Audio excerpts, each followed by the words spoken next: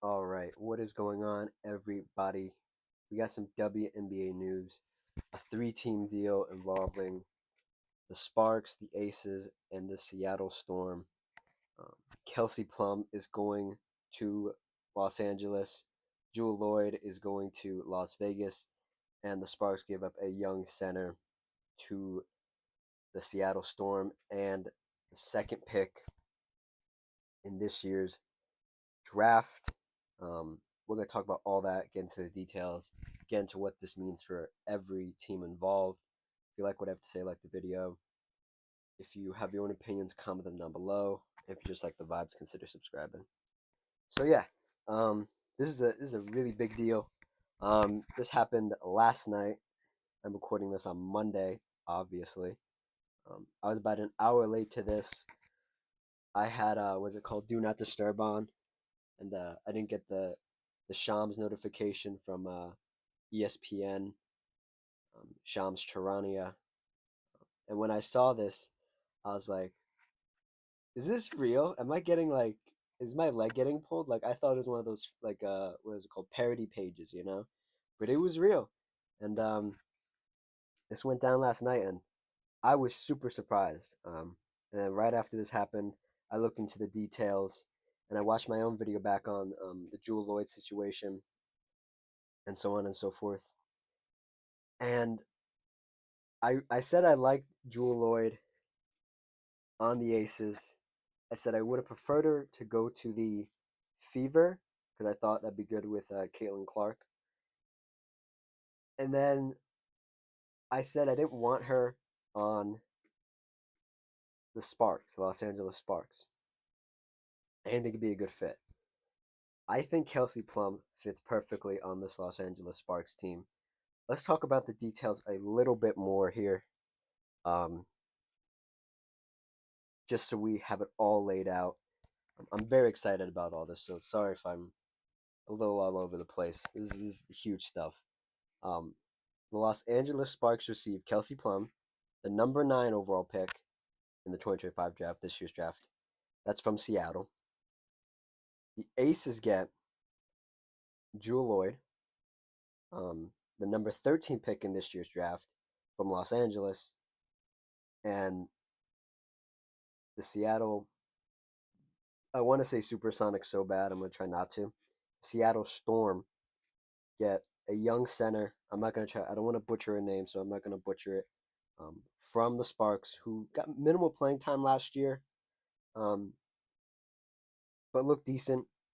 Sparks fans liked her, um, and obviously the Sparks gave up the number 2 pick to the Seattle Supersonics. See, I freaking did it to the Seattle Storm. It's gonna happen. It just rolls off the tongue. Storm, Seattle Storm. That's what I meant to say. Um, really big stuff. Um, I want to get through a couple things. Um, let's look at the odds. These are the betting odds. Or the odds to win the WNBA championship next year. The Sparks went. If you're into all this, this is for you. The Aces went from plus 280 to plus 250. The Sparks went from plus 12,500 to plus 3,500, and the Storm went from plus 1,400 to 4,000. So that gives you a bit of indication how people are feeling about this, just by the numbers. Let's go in order. Let's go Sparks, Aces, and then the Storm here. I think this is a um, great pickup for the Sparks. I think I said in my video that you don't want to bring in somebody like Jewell Loyd because you have so many young pieces already. I'm gonna pull up the let's see, the Sparks roster here in a minute. You don't want to bring in somebody who's too ball dominant because you're such a young team in the Los Angeles Sparks already. You're such a young team. You're just such a young team. Um, and I was a big proponent, and I still am, because this is my belief in when you draft a player and you do what you have to do to make a good team around them. Cam Brink, their second pick from last year, did not play most of the season. She got injured. Um, I was a big proponent of, hey, let her play out a full season, let her get her groove, find out what she really is on this level, on this professional level, and then next year bring in somebody. You know what I mean? Um, you also had Rika Jackson, who you picked last year, who I'm not too familiar with. I didn't watch too many Sparks games, but from all indications, the fans love her. You have ex Las Vegas um, forward Derica Hamby, who was traded last year to this team. Her and Kelsey Plum get to reunite, um, and the rest of the team is sort of in flux. But I think this pickup is very good because you bring in Kelsey Plum, who is very good. She's very good. She's a champion. She's worked her way back from an Achilles injury in 2020. 2021, she was sixth player of the year. She's a two-time champion, two-time All-Star. Um, she's had some of her best years post Achilles injury. Um, and when she was not an ace but a San Antonio star, she was looked upon as to be the franchise cornerstone, to be that girl, you know. And I don't think she was entirely ready for that, and I don't think her game really translated that well until post the Achilles injury. And post Achilles injury, the year right after, she averaged 14. And ever since then, she's never dipped back below 15. There's a 20 point per game season here. There's an 18 point per game season here. There's a 17 point per game season. Um, her turnovers have gone up. Um, she hovers around 2, which isn't the best. Um, I personally don't think she's the point guard. I think she's more of a shooting guard, and I still think you need to bring somebody in who is willing to take that responsibility and distribute the ball. But you bring in a great piece like KP here. Let's see here. Her 3 point shooting is somewhere between 36 and 40, maybe averaging more around 38% from the 3 point line. Her twos always around 50, 55, somewhere in that ballpark. And let's see here. She's healthy, man. She plays. Let's see here. We got 36 games, 39, 38. So she's been healthy. So you can rely on her um, to be that um, punch for you. And I think that's what the Sparks need and what the Sparks wanted. Um, I'm a big Kelsey Plum fan. I like her game. I like the way she's sort of adapted into being a sixth woman, and now she's going to get the opportunity again. Let's see, how many years has she been in the league? One, two, three, four, five, six, seven, eight. This would be her ninth year. Um, seventh year playing because she was out with the Achilles injury. She gets to prove again, or prove if she can do it, be a full time starter and be a even bigger part of a championship team. Because she was a big part of the Aces run when they won back to back championships. But I think it will be good for her to get another look at trying to be a starter, a consistent starter, and trying to be more dependable. Um, that being said, we have to talk about why the Sparks traded the number 2 pick in this draft, because this draft is pretty stacked. There are a lot of guards in this draft, but this was reported by Alexa P. I don't know how to say the last name, but sources told, and I quote, sources told ESPN the Sparks were ultimately uncertain about who would even be available to be drafted with the number two pick, combined with the hope of bringing in Plum on a multiple year deal after this year. Um, that made it more palatable for them to give up the lottery pick. Um, I I like this way of thinking. Um, in some WNBA circles, not necessarily, I won't say in the mainstream part of it, but in some WNBA circles, there are people that think uh, the guard out of UConn, Paige Beckers, isn't the consensus number one overall pick, simply because the Dallas Wings have it, and they already have Arika. Um, that's a ball dominant. For those who don't know, Arika is a ball dominant guard. Not so much the passer that Paige is, but very much so dominant. Needs the ball, um, so on and so forth. I think Paige is the number one pick. I think if you could tell the Sparks that Paige would be there at two and somebody else goes one, they would have kept the pick. But I think that was their fear that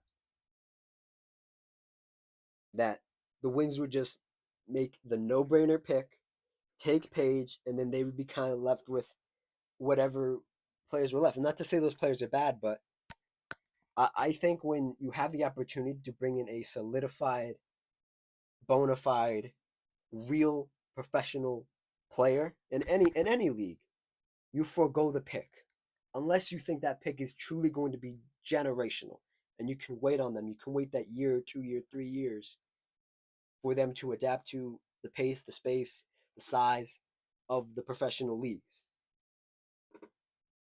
Now, we can talk about all of these people that could be taken after Page. Um, this is a mock draft brought to you by Tankathon. I love Tankathon. Um, I'm not going to read all these names, but I'm just going to say there's about one, two, three, four, five, six. There's about six point guard shooting guards here who the Spark could have taken. Are any of them Paige Beckers? No, no. Like, and you have like some taller players, shooting guards, small forwards here, power forwards, centers here, small forwards, power forwards. But you already have Cam Brink, and you don't want to stunt her growth, you know. Um, so you do go out and get a bona fide and well renowned professional player in Kelsey Plum. She's been nothing but professional, nothing but um, what's the word? Just an all around pro. Um, Now I'll speak as an Aces fan. It is sad to see her go. Um, I became a WNBA fan almost because of Kelsey Plum. I watched her at Washington. Um, I loved her game. I didn't know much about women's basketball at the time. This is 2015, 2016. This is almost a decade ago at this point. Um,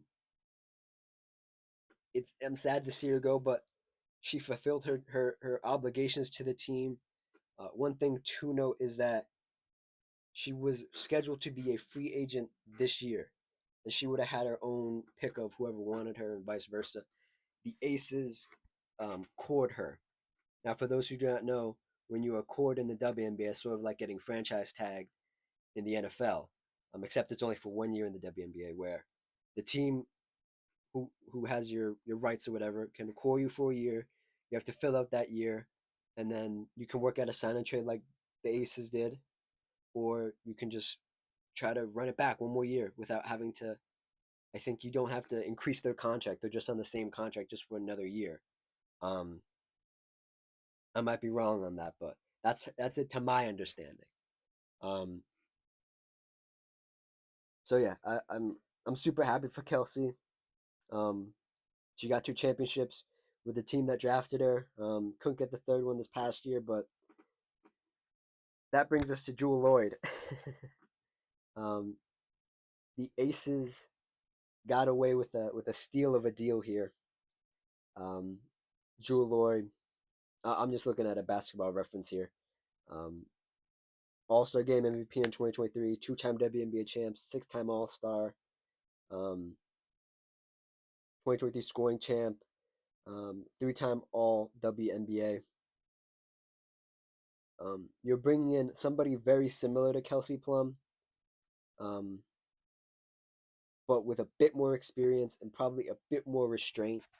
Um, to quickly just touch on it, from what I've seen for the Sparks fans are concerned about Kelsey being a shot checker at times, which she is, and I think that's part of the reason why the Aces were okay with letting her go and bringing somebody with a little more restraint, a little more, I want to say high IQ, but just a little more um, well rounded, because Kelsey can be a bit of a liability on the defensive end. And you bring in Jewell Loyd, who isn't known as a defender herself, but she's averaged a steal and a half. She could probably get up to two, um, but a bit more of a dog on the defensive end. Um, she's had herself a great couple years. She again um all WNBA first team, All Star game, All Star. She's been an All Star for what year is this? This is since 2018. She's only missed 1 year of being an All Star since then, and yeah, just a bit of an upgrade for the Aces. Now, the thing about this is what I was reading into was the Aces really cannot make any more moves after this, which I don't know. I have to look into that a bit further. I only saw the headline and I didn't get into the nitty gritty of it.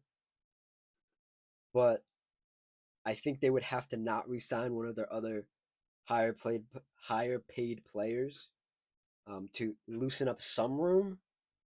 But this is going to be their roster. It seems. I mean, last year they finished 27-13. The 2 years they won the championship, um, 2023 and 2022. They finished 34-6, and they finished 26-10.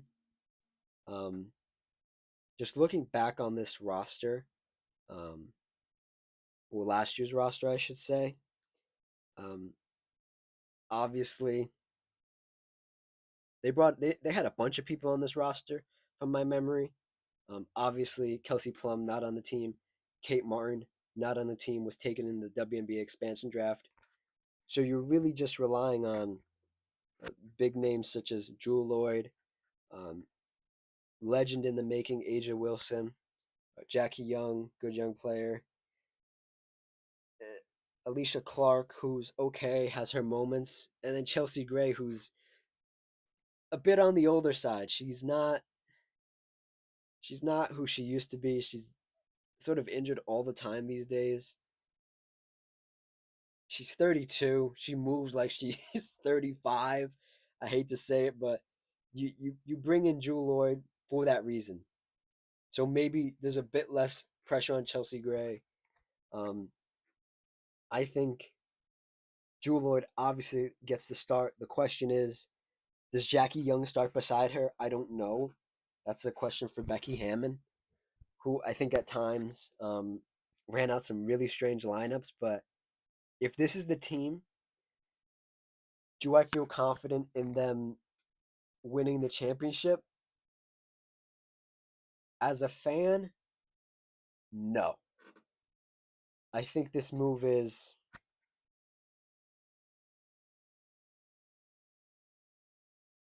I think this move is sort of not lateral, but it puts you up a little bit. I think you need one more thing. You need one more person. Now, if Jackie Young is that person and she steps up her game a little bit, sure, then yeah, you could win the championship. But I don't know, man. I don't. You need some better wings and you need a better center. Um, you need a better center because Asia Wilson can't be running center all the time, even though she's an MVP, a Defensive Player of the Year, a two-time champion, whatever, whatever. Um, Going out and getting another guard when the reigning champions have a slew of forwards, um, and they have Brianna Stewart and Jonquel Jones. I'm talking about the Liberty, New York Liberty. Um, Now, do you watch those finals against the and the on the other side of the bracket, the I'll circle back in a second. On the other side of the bracket, you have the the Minnesota Lynx, who have the Fiscalier. I forget how to say it. They have Collier, who's a forward, who's a big freaking problem. And you really just gotta say, hey Asia, go guard her. And if Asia gets into foul trouble, you are cooked. You are done. Um, I I I I don't know. But if you say, hey, if you watch those finals and you say, hey, we just need to go bucket for bucket with this team because we saw that the Liberty in the last game could not score a bucket. And if we can just outscore them and we can outpace them, and if history if it repeats itself and Sabrina Ionescu has a bad game, if Brianna Stewart has a bad game, we have Jewell Loyd and Asia both having great games, we win that series. I think that's a good logic, a good way of thinking. But to get through a WNBA season and really have to rely on Asia and nobody else really at the forward spots is concerning. Um, but I don't know. I mean, hold on, let me see. Let's just see. Yeah, Jewell Loyd's 5'11". I don't think she. I don't know. I don't know if she's playing. I guess she could play forward. I don't know. I don't know. To quickly um touch on the Storm here, who benefited truly just by blowing it up and saying, "Hey, we're gonna rebuild." Um, because I mean, last year, let's see, the Sparks finished last year 8-23, and the Storm finished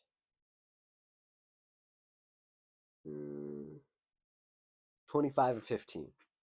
So you're essentially going to swap those because the Sparks have a what am I trying to say, a real point guard, a real guard, I should say, in Kelsey Plum, who can score the ball. You have Cam Brink on her second year. You still have a draft pick just later in the draft, and the Storm get to rebuild it, like I said. Um, Now, are the Storm more willing to bet that Paige Beckers isn't going to be there, and they can is going? And my pardon me is going to be there. At two. Let's say the Dallas Wings take somebody else. That'd be a huge steal. Do I think it's going to happen? No, I don't think it's going to happen. But if it does, it looks really good. Um, you can go anywhere with this pick. Like I read off earlier, you do have a bunch of guards, but you have forwards. You have centers. Depends where you really want to go. Um, we'll see if they sell off any of their other any other